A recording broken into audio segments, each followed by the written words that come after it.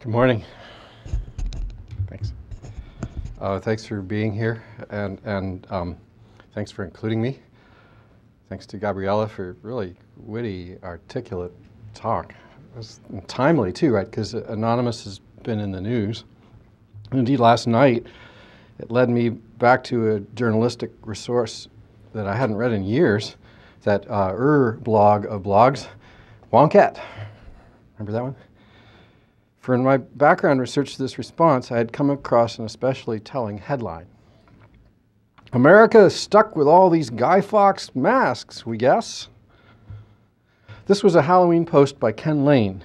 Quote, and then the amorphous online activist group Anonymous adopted the mask as its sinister anonymous face logo with its anti-Scientology protesters hidden behind the plastic Halloween masks. The leap from comic book to Hollywood movie to Ron Paul Relovution to dastardly online mischief makers was complete. Speaking for Wonkette, Lane wrote, the cultural trajectory of this mask creeps us out. Yet somehow, the very first stop in my background research for today was Bruce Sterling's classic, The Hacker Crackdown, which among other things charts the rise of the Electronic Frontier Foundation, which I assume needs no introduction in this room. Sterling's book began with a timeline aimed still further back. Quote, 1865, United States Secret Service founded. 1876, Alexander Graham Bell invents telephone. 1878, first teenage males flung off the phone system by enraged authorities, end quote. Haven't teenagers always seemed kind of short on civility? You know, whether to taunt their elders or to experiment with identities so as to establish their own confidence, or maybe just because ignorance is ever reborn, lulls happen. But once upon a time, at least in a wealthy Western republic, any kid could be presumed to have been schooled in the basic components of civics and even some abstract notions of rights and responsibilities, right? Well, no longer. Here's the simplest possible recipe for an undeveloping country. Pull the plug on public education, wait a generation, then put media feeds absolutely everywhere, and then let anyone send messages to everyone just for a laugh, or in the speak, for the lulz. Now for Anonymous, this week brings some unprecedented and jokeless acts, actually, for apparently there's been actual exercise of discretion.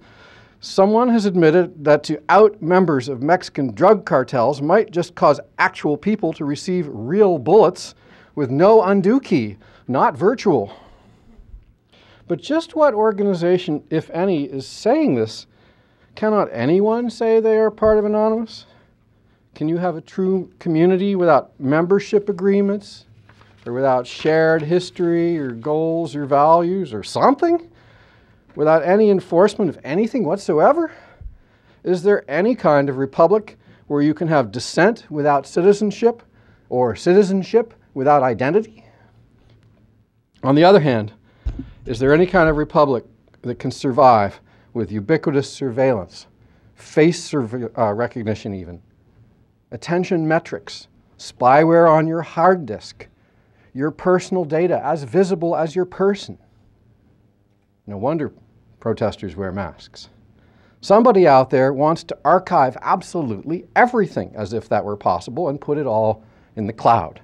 You don't have to be a futurist to envision this one. I thought. Don't worry, you'll have access to your thoughts when you need them.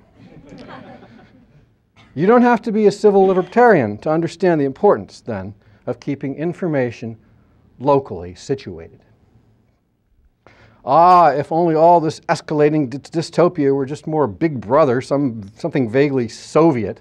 Don't you know how flatly it would fail? But what if it's 10,000 little brothers instead? And what if it's 1 million teenagers wearing masks? Then it might fare better than something centrally planned.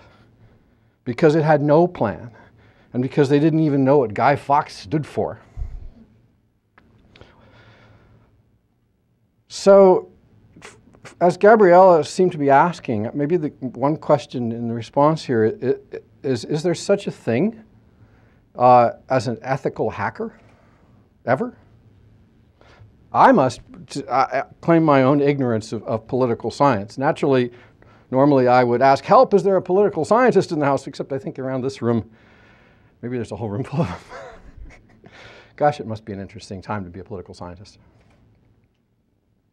Anyway, for the moment, it's not that I know no more than the next person about Anonymous. I know less. So I guess instead I'm here to speak up for the built environment, as if this year's civil disobedience has shown the importance of actual places. At least to an architect, it seems better for places to be loaded with technology than to be made obsolete by it. Technology, of course, is both mobile and embedded, and something comes after computers as you know them with a keyboard and a mouse and a screen. You could see that, for instance, in the notorious Apple-Google deal last year, 2010, post-web and also perhaps post-net neutrality. You can see how heavily some big players like IBM or Cisco are betting on smart grids and cities. Consider such upstarts as Foursquare with over 1 billion check-ins in the first 2 years of existence, or Layer and the many curatorial subcultures that it has spawned, in which your handheld becomes, quote, a reality browser, end quote.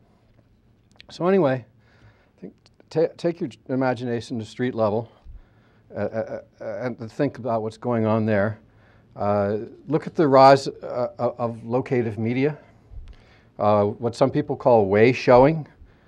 On one level, this seems better than the placeless disembodiment normally assumed in media usage. Must media mean remoteness?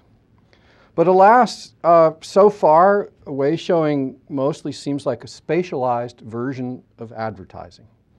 Google, an advertising company, has made search field autocomplete mandatory. It shows different things to each of us. Media moguls call this push. Meanwhile, on the street, all is perpetual messaging, mostly oblivious to its environs. Have you noticed, not only in America, just how many people are walking around staring at gadgets instead of enjoying the sights and sounds of the world? Some even text while crossing the street. So urgent are their messages. And sometimes they do so in front of drivers who themselves are texting. In fact, is there anything that human beings do that has not also now been done while also texting? Now, you as political scientists presumably notice some problems for civics in this. Anyway, in short, let me inject this conversation with the idea that points some opposite way from dematerialization. My 2 cents is that to push back at all this push technology and anonymity too takes more engaged keepers and curators and noticers even of inhabited environments, including information environments, and that this outlook leads toward what urban computing pioneer Eric Paulos has called citizen science.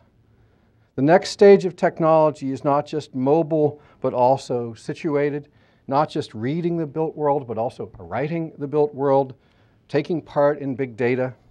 Content is something you do, not something you are given.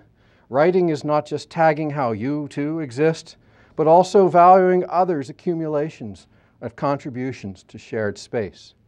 Thus, the next format of technology is not just jumpy feeds on glowing screens absolutely everywhere, each competing for momentary fragments of attention, but also more ambient, persistent forms of data, embodied in architecture at resolutions appropriate to their situations, both spatially and in time. I ask you to imagine how engagement is necessary, not only on timeless first principles of civics, but now also as the only possible antidote to escalating passive information overload. Sensibilities shape perceptions. You have to filter. That's another talk, of course, from my own work and not from Gabriella's. So in closing, as ever, but now for many new reasons too, maybe the best way to cultivate sensibilities and to live the focused life is to take part in society on the ground, in the flesh, habitually, over time, and without a mask. Thanks.